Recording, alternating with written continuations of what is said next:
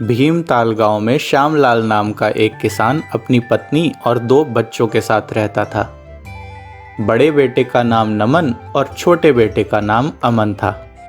नमन बहुत ही शरारती था और हमेशा अपने छोटे भाई अमन को परेशान करता रहता था। श्यामलाल के पास बस एक छोटी सी ज़मीन थी। अपनी इसी छोटी सी ज़मीन पर श्यामलाल बड़ी मुश्किल से खेती करके अपने परिवार को 2 समय का खाना खिला पाता था। घर से थोड़ी ही दूर एक कुआं था जहां से श्यामलाल रोज पीने का पानी लाया करता था। एक दिन श्यामलाल की तबीयत बहुत खराब हो गई। अस्पताल जाने पर डॉक्टर ने श्यामलाल को कुछ दवाइयां दी और कुछ दिन आराम करने को कहा। ये सब सुनकर श्यामलाल बहुत परेशान हो गया और कहने लगा, डॉक्टर साहब, मैं अगर आराम करूंगा तो घर में खाने के लिए पैसे कहाँ से आएंगे? जिस पर डॉक्टर ने कहा, देखो भाई, वो सब मैं नहीं जानता। अगर आराम नहीं किया तो तबीयत और ख़राब हो जाएगी, और भाई जान है तो जहान है। डॉक्टर की बात मानकर श्यामलाल दवाइयाँ लेकर अपने घर आ गया और सारी बातें घर वालों को बताईं। फिर श्यामलाल ने नमन और अमन को अपने पास बुलाया और दोनों को एक एक घड़ा देते हुए कहने लगा, बेटा, आज तक मैं अपने खेत के उस पार वाले कुएं से पीने का पानी लाया करता था, लेकिन अब मेरी तबीयत ठीक होने तक तुम दोनों को ही कुएं से पानी लाना होगा। तुम दोनों ध्यान से पानी भरकर खेत के रास्ते सीधे घर वापस आ जाना। अपने बीमार पिता की बात सुनकर दोनों भाई पानी भरने के लिए कुएं के पास पहुंच जाते हैं। बड़ा भाई नमन छोटे भाई अमन को आदेश देते हुए कहता है, अमन, मैं तुमसे बड़ा हूँ तो मैं कुएं से पानी नहीं निकालूंगा। दोनों घड़े में पानी तुम ही भरो। अपने बड़े भाई की बात मानकर अमन दोनों घड़े में पानी भर लेता है। पानी भरने के बाद घर वापस आने के लिए जैसे ही अमन पानी से भरा घड़ा अपने सर पर रखता है, वैसे ही शरारती नमन के दिमाग में एक शरारती ख्याल आता है, आज अमन को आखिर कैसे परेशान करूं?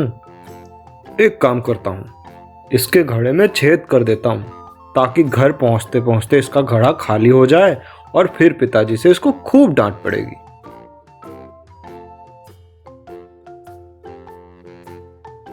और नमन धीरे से अमन के घड़े में एक छोटा सा छेद कर देता है।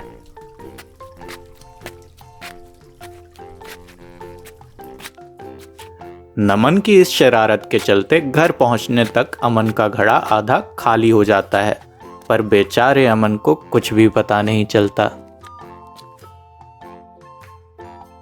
घर पहुंचने पर नमन बड़ी ही बेचैनी से अमन को डांट खिलाने का इंतजार करता रहता है।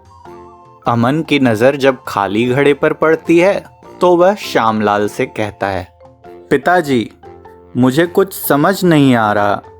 कुएं से तो मैं पूरा पानी भर कर चला था, पर यहाँ आने तक पता नहीं कैसे पानी आधा हो गया। नमन की सोच के विपरीत श्यामलाल अमन को समझाते हुए कहने लगता है, कोई बात नहीं बेटा, शायद घड़े से पानी छलककर गिर गया होगा।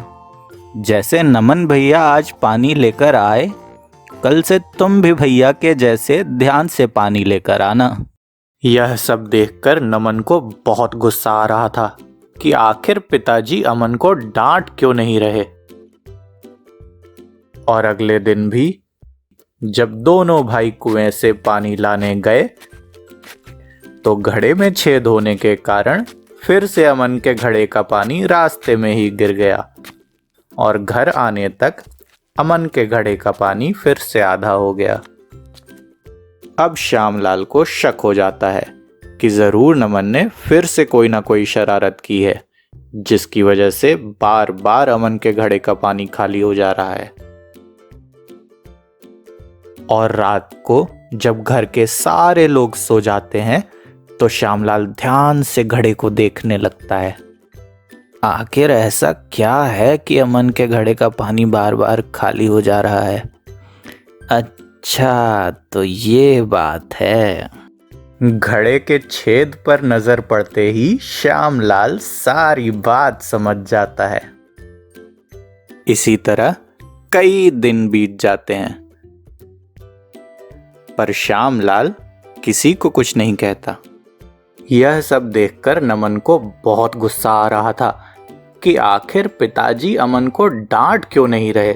तभी एक दिन श्यामलाल ने दोनों बच्चों को अपने पास बुलाया और अमन को कुछ पैसे देते हुए कहने लगा, ये लो बेटा अमन, ये तुम्हारी इतने दिनों की मेहनत का इनाम है। इतना देखते ही नमन गुस्से से आग बबूला हो गया और कहने लगा, ये क्या पिताजी, इससे ज़्यादा मेहनत तो मैंने की है। मैं पूरा घड़ा भर कर पानी लाता था और अमन तो सिर्फ आधा घड़ा ही पानी लाता था। फिर भला इनाम आप अमन को क्यों दे रहे हैं? श्यामलाल ने नमन को समझाते हुए कहा, बेटा असल में अमन के घड़े में एक छोटा सा छेद था, जिससे घर लौटते समय घड़े का आधा पानी हमारे खेत में ही गिर जाता था। मैंने उसी रास्ते में कुछ फूलों के बीज लगा दिए थे। रोज अमन के घड़े से गिरने वाले पानी की वजह से ही वो सारे बीज अब बड़े पौधे बन गए थे।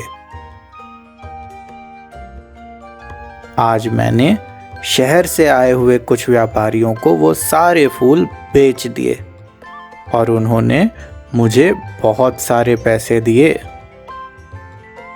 और अब मैंने सोच लिया है कि अब मैं फूलों का ही व्यापार करूंगा।